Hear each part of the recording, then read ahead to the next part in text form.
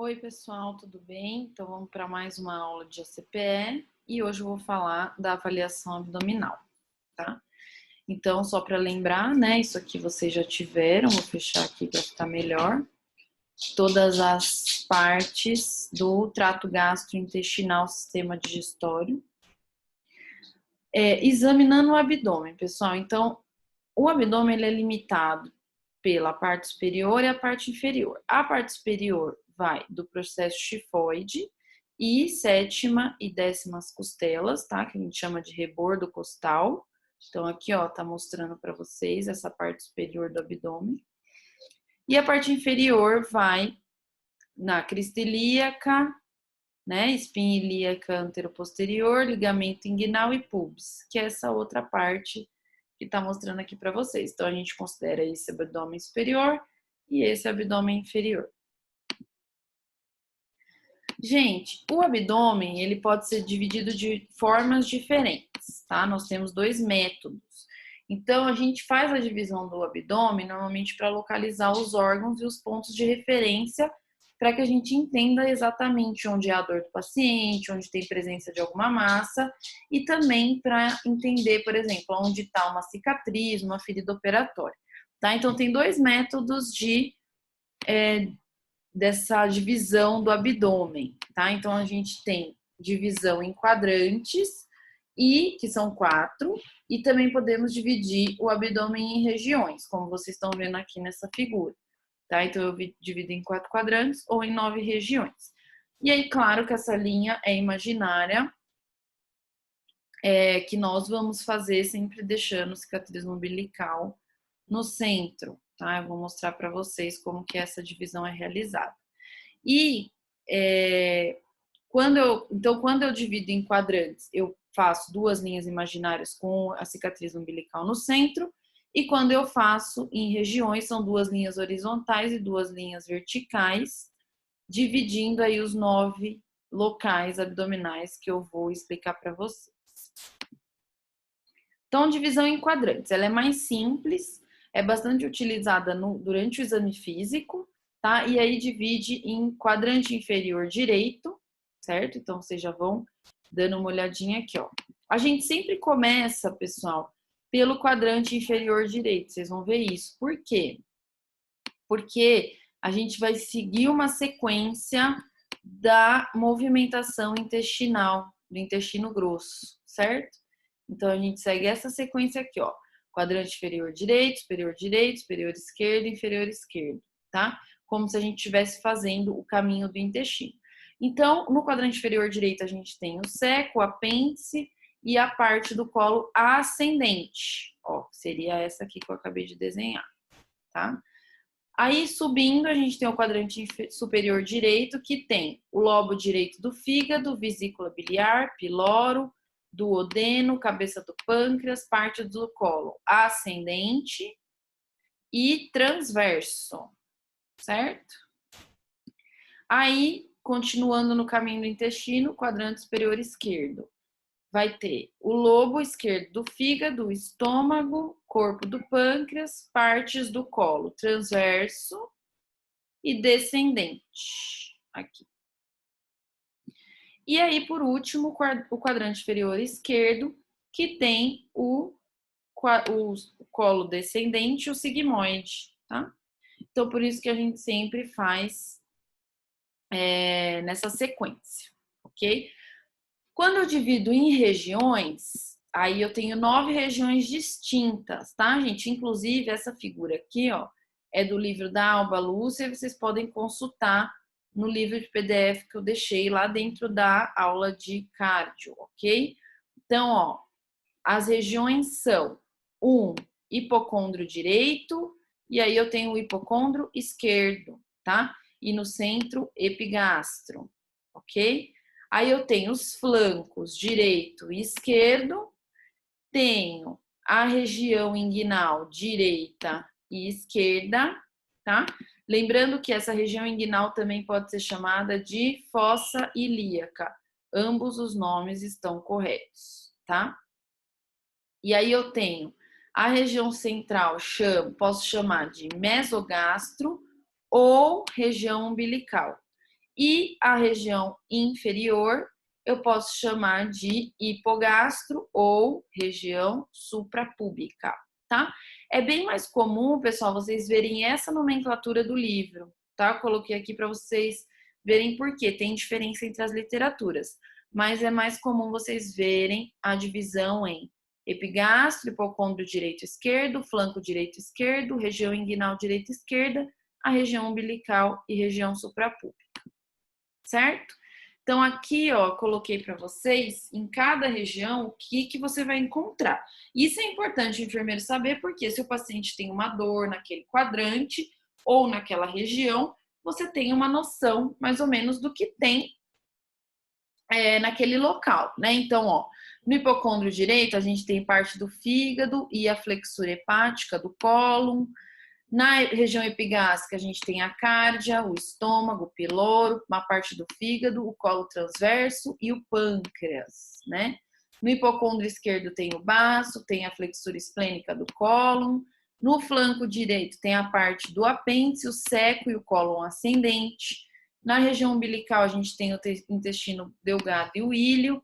No flanco esquerdo, o cólon descendente. E na região inguinal direita, parte do apêndice. Então, normalmente, quando nós vamos avaliar, por exemplo, uma apendicite, nós nos concentramos aqui, ó, no quadrante inferior direito, né? Por quê? Porque ele vai dizer respeito a onde está o apêndice, ok? Planejamento do exame físico, pessoal. Então, o que vocês precisam pensar antes de iniciar o exame físico? Primeiro, ambiente. Segundo, material. E por último, paciente, tá? Então, o ambiente, o que eu tenho que avaliar? Tem que ser um ambiente iluminado, bem ventilado e, claro, né, gente, sempre muito privativo, tá? Em relação a materiais que eu vou utilizar para fazer o exame físico do abdômen. Vamos lá. O abaixador de língua, porque eu posso começar, né, avaliando a garganta do paciente, afinal de contas, a boca faz parte do trato gastrointestinal. Vou precisar de uma lanterna, balança antropométrica, que eu posso fazer as medidas do paciente, um estetoscópio, uma fita métrica, caneta, relógio e luvas de procedimento. E o paciente tem, de preferência, estar de bexiga vazia, decúbito dorsal e os braços estendidos ao longo do corpo, tá? Primeiro vamos falar um pouquinho da anamnese, né, que é o que a gente sempre costuma iniciar. Então, primeiro a gente vai perguntar queixas atuais do paciente que tenha a ver com o trato gastrointestinal. Então, quando começou, qual é a duração dessa queixa, a intensidade dos sintomas, e sempre percebendo aí junto do paciente se esse sinal ou sintoma, ele tem algum fator de piora, algum fator de melhora, e tentar fazer um link da sintomatologia que o paciente for apresentando para você, tá? Na entrevista, a gente vai investigar os sinais e sintomas gerais e vai pensar no que pode ou não estar relacionado com o sistema gastrointestinal. Tá? Então, por exemplo, icterícia, né, que é a pele amarelada, prurido, que é coceira, febre, adinamia, que é um estado de fraqueza muscular geral, caquexia, descoloração de mucosas e assim vai, tá? Tudo isso faz parte da nossa avaliação na anamnese. E aí, o que eu preciso avaliar de importante em relação ao hábito, né, do trato gastrointestinal? Então, primeiro, hábito alimentar, tá? Então, hábito alimentar é importante. Cialorreia quer dizer excesso de saliva, alteração de peso, soluço, disfagia, que é dificuldade de deglutição, pirose, tá? Que também diz respeito à azia, queimação no estômago e náuseas. Então, isso são sintomas importantes. Além disso, vômito, eructação, que é o arroto, dispepsia, né, dificuldade de digestão, dor na região epigástrica, como que é o hábito intestinal do paciente, dor, antecedentes pessoais e antecedentes familiares.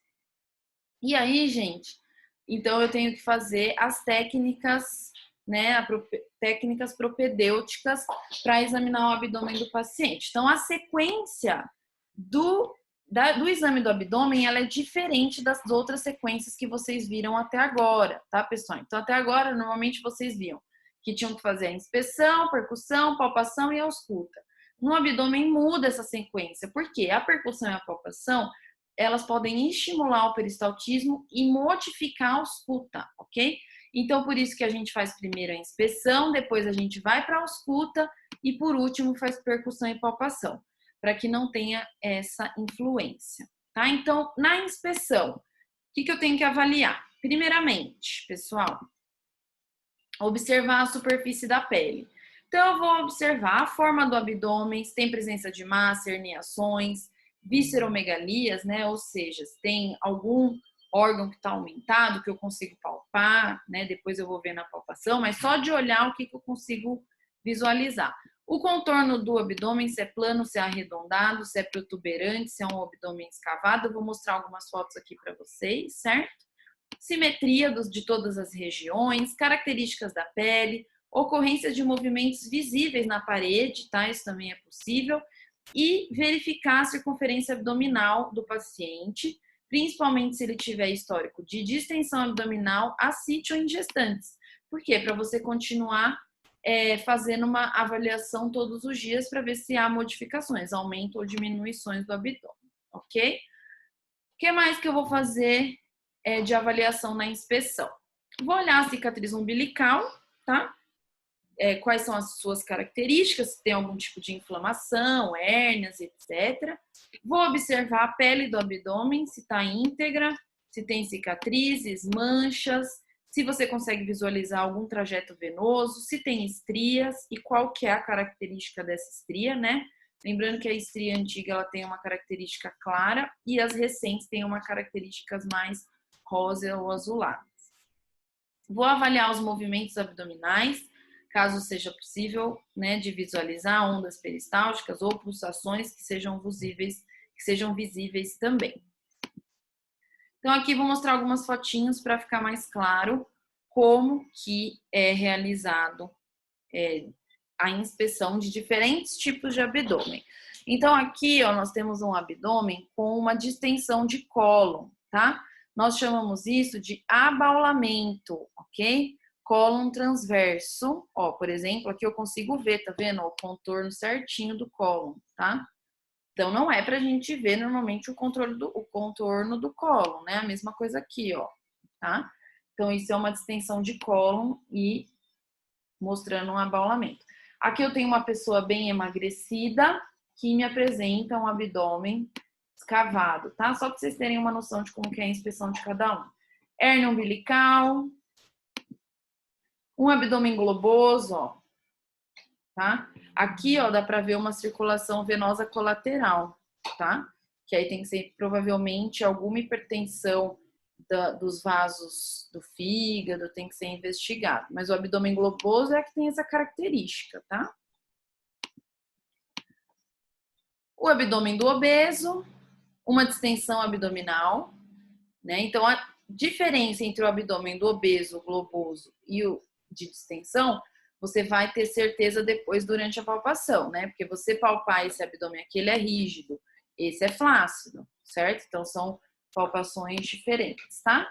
Aqui é uma hérnia eviscerada, ou seja, uma hérnia umbilical, onde a víscera acabou saindo para fora, tá? E acabou até, tem um processo infeccioso e inflamatório aqui, tá? Provavelmente de um paciente que não cuidou dessa hérnia no tempo adequado. Aqui é uma queloide, tá? Então, provavelmente uma incisão cirúrgica que fez um processo inflamatório e virou queloide, só para vocês verem. Uma incisão cirúrgica e ascite, ó. Então, aqui a gente tem uns pontinhos, aqui eu tenho uma cicatriz bem importante e é um abdômen globoso, que depois eu vou visualizar se é ascite. Eu vou mostrar para vocês como que faz essa verificação. E as estrias vinhosas, que são as estrias recentes do paciente. Uma dermatite esfoliativa, tá? Dá para ver bem, né? A pele ressecada. Colostomias também podemos encontrar nesse abdômen.